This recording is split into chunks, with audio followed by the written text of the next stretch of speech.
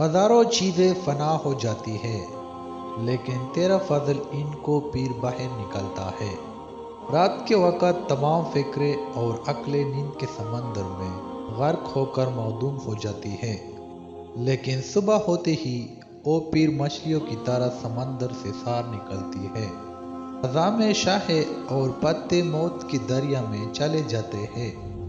پھر تیری جانب سے حکم ہوتا ہے کہ جو کچھ آدم نے کھایا ہے واپس کرے تو پیر پودے نئے ہو جاتے ہیں۔